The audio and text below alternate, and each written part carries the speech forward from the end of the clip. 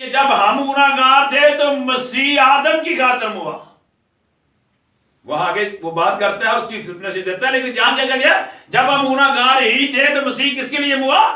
ہماری خاطر ہوا. جسو میرے اور آپ کے لیے، ہم انسانوں کے لیے ہوا. اور اس لیے لکھا ہے 9ویں آیت پڑھیں، لکھا ہے جو یسوع مسیح میں، پلیز اوپن ود می 9ویں آیت جہاں. بس جب ہم اس کے خون کے باعث اب راست باز ٹھہرے تو اس کے وسیلہ سے غضب الہی سے ضرور ہی بچیں گے. غضب الہی کیا ہے؟ غضب الہی خداوند نہیں چاہتا کہ ہم پر اذیت ہو، پرابلم ہو، مسائل میں سے ہم گزرے. وہ تو گناہ کی وجہ سے دنیا میں رہتے ہیں. غضب الہی ابدی موت، دوسری موت ہے جہاں خدا گناہ کو ختم کر دے گا. تو لکھا کس کی وسیلہ سے ہم بچیں گے؟ It says very clearly یسوع مسیح کے وسیلہ سے. اب غضب الہی سے ہم بچیں گے، میں اور آپ یسوع مسیح کے وسیلہ. لکھا ہے 8ویں باب کی پہلی آیت پڑھیں، جو یسوع مسیح میں ہے ان پر سزا کا حکم نہیں ہے. کن پر نہیں ہے؟ جو یسوع مسیح میں نہیں ہے. اب یسوع مسیح میں ہونا جو ہے وہ یہ ہے. ایک دو باتیں اور میں پڑھنے لگا. کہتے ہیں اے باپ، میں اور باپ ایک ہیں. میں اور باپ، یسوع مسیح کہتا ہے باپ. یہاں یوحنا کی 14ویں باب کہ 10ویں باب کی 30 آیت میں لکھا ہے میں اور باپ ایک ہیں. ٹھیک ہے. اور لکھا ہے جو یسوع مسیح کرتے ہیں، کہتے ہیں دعا کریں کہ باپ یہ بھی مجھ میں آ کر تجھ میں ایک ہو جائے. رائٹ. میں اور باپ ایک ہیں، اور جو ہم اس میں آتے ہیں تو ہمیں باپ میں ہم بھی ایک ہو جاتے ہیں. اگر ہم خدا باپ میں ایک ہیں ایسے ہو جاتے تو کیا خدا ہمیں اپنے سے نکال کر سزا دے گا؟ نو وے.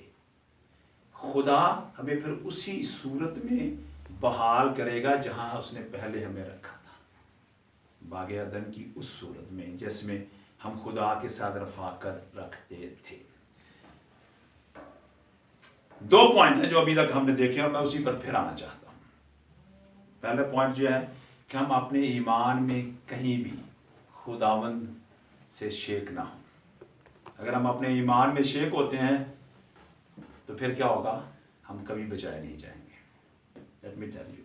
اگر میں خدا پر آدھا ایمان رکھتا ہوں، ہے نا، آدھا خدا پر ایمان رکھتا ہوں تو آدھا کسی پہ رکھتا ہوں، تو کیا بچ جائیں گے ہم؟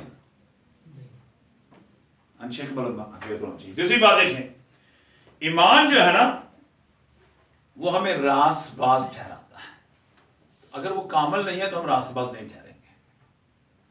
میں اس کی مثال کچھ یوں دوں گا کہ ابراہیم سے جب کہا گیا کہ تو ایماندار کا باپ ہے، تو کہنے کی وجہ یہ تھی جب خدا نے اسے کہا نا کہ میں تجھے ایک بڑی قوم بناؤں گا، تجھے ایک بڑی قوم ہوگی، آسمان کے ستارے اور زمین سمندر کی ریت کے برابر تو کاؤنٹ نہیں کر سکے گا، اور ایک ہی بیٹا دیا اور کہا جا قربان کر دے، ہے نا. تو اس نے کیا اچھا تو کہنے تھا قربان کر دینا، تو نے وعدہ کیا مجھے کیا ہے، تو نے کہا ہے کیا ہوگا کہ تجھے بڑی قوم بناؤں گا. اب مجھے کوئی نہیں، کیسے تو قوم بنائے گا، یہ تیرا کام ہے میرا کام نہیں. Got the point. جب خدا کوئی بات کر رہا ہے تو وہ خدا کا کام ہے، خدا کی قدرت ہے، خدا کرے گا کیونکہ وہ قدرت والا. جب کچھ بھی نہیں تھا تو زمین کو بنا سکتا ہے، تو اب سب کچھ ہے تو ہمارے لیے نہیں کر سکتا. He has the ability to do it. تو یہاں یہ بات دیکھیں، جب ہمارا ایمان خداوند پر ہے تو کامل بھروسہ رہے. دوسری بات جو ہم دیکھ رہے تھے وہ یہ ہے کہ جیسے یسوع مسیح خدا باپ کی فرما برداری کرتا ہے، ہمیں بھی خدا باپ کی یسوع مسیح کی فرما برداری کرنی ہے، اور اس میں ہم خدا میں بچائے جائیں گے. اگر ہم ایمان رکھ کر کہیں کہ ٹھیک ہے میرا بڑا پختہ ایمان ہے تو میں کروں جو مرضی، we won't be saved. ایمان کے ساتھ خدا کی فرما برداری کرنا انتہائی ضروری ہے. یعقوب کا خط پڑھ لیں، ہے نا. یعقوب کیا کہتا ہے؟ یعقوب کا خط یہ تو کہہ رہا ہے کہ ایمان جو ہے ایمان کے بغیر کیا ہے؟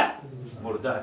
لیکن میں یہ بتا دوں یہاں پلیز ایک دفعہ اور غور سن لیں، ایمان نہیں بچائیں گے، فضل بچائے گا جو ایمان سے ملے گا. ٹھیک ہے نا، رائٹ. یسوع مسیح بچائے گا، یسوع مسیح میں سزا سے ہمیں نجات ہے، یسوع مسیح میں ہماری مخلصی ہے، یسوع مسیح ہماری گناہ کی قربانی ہے. لیکن یسوع مسیح پر ایمان رکھنے سے بچ جائیں گے، لیکن یسوع مسیح کی اطاعت کرنے میں ہم اس میں قائم رہیں گے. اگر ہم وہ نہیں کرتے تو قائم نہیں ہے. لیکن اس لیے تو کلام مقدس ہے یہاں لکھا ہے، رومیو کتاب کے 2 باب 7 میں پڑھ لیں، لکھا ہے تابع داری اور فرما برداری میں قائم رہ کر بقا کے طالب ہو، نیکوکاری اور راست بازی میں. عزیزو، آج یسوع مسیح میرا اور آپ کا نمونہ ہے. क्या है? यीशु मसीह मेरा और आपका नमूना है। यीशु मसीह मुझे और आपके लिए आया है। यीशु मसीह मुझे और आप जैसा बना है, देखिए वो हमें भाई कहता है, हम जैसा है। मैंने अभी 2 हवाले पढ़े और वहाँ ही हम इब्रानियों की खत में ही पाते हैं कि वो क्या है, हम जैसा है, एक ही असल से नस्ल से। मैं पढ़ देता हूँ वो वाला ताकि हम फिर उसके बाद हम उसको कंक्लूड कर देंगे। प्लीज़ इब्रानियों का ही खत निकालें मेरे साथ और उसका देखें जी, इसकी 11वीं आयत है। इब्रानियों के खत के दूसरे बाब की 11वीं आयत में क्या है? इसलिए कि पाक करने वाला और पाक होने वाले सब एक ही असल से हैं, इसी बायस वो उन्हें भाई कहने से नहीं शर्माता। हम एक असल से यीशु मसीह के वसीला से हो रहे हैं सर, अदरवाइज नहीं है वो है। ये बात याद रख लें।